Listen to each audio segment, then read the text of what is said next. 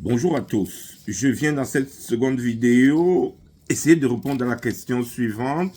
Quels sont les progrès déjà réalisés par l'Union africaine dans son projet d'intégrer les économies africaines? Je suis le docteur Robinson Chabmeni de l'Institut québécois des affaires internationales et je poursuis ma série sur la création d'une zone de libre-échange continentale africaine.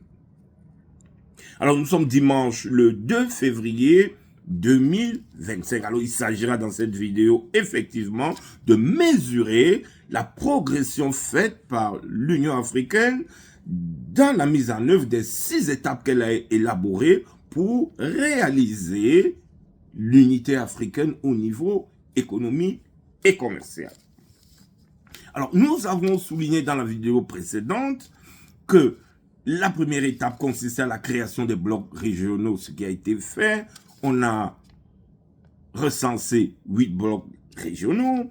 La seconde étape, qui devrait être complétée en 2007 et qui consistait au renforcement de l'intégration à l'intérieur des communautés économiques régionales, ça, cet objectif a également été atteint, donc l'étape 2 est validée.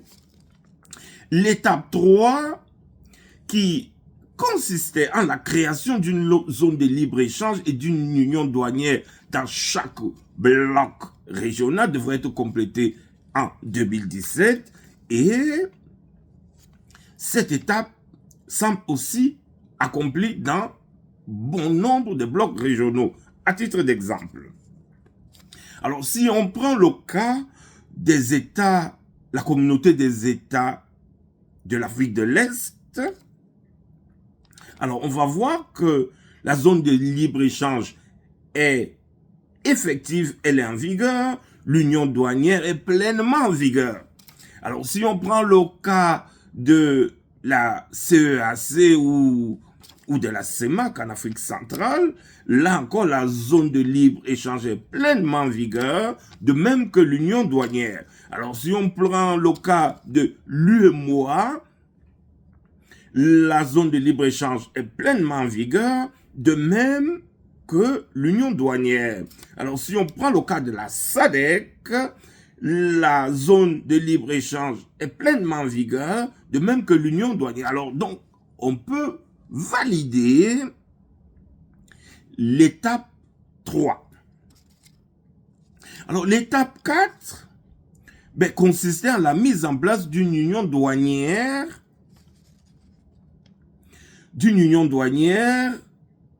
à l'échelle continentale africaine et donc la création d'une zone de libre-échange. Cette étape a été validée également par le traité de la ZLECAf qui a été signé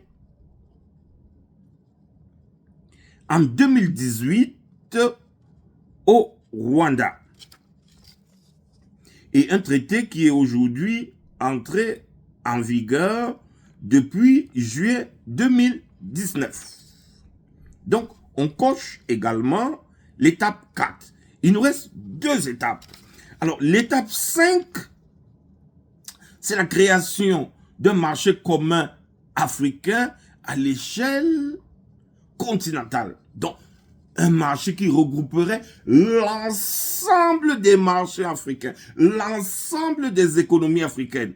Et là, on note pas encore de progrès.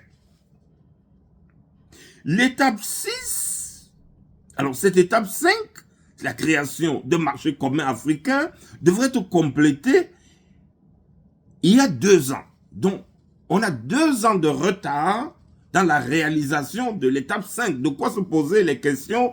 Qu'est-ce qui empêche la réalisation de cet objectif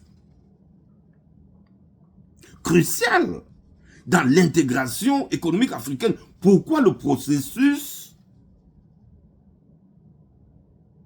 n'avance pas? Pourquoi ce processus est bloqué? Alors, l'étape 6, c'est la création d'une union économique et monétaire à l'échelle continentale africaine. On a certes un Parlement africain, mais on n'a pas une union économique et monétaire. Donc, l'étape 6, encore, n'a pas encore été réalisée.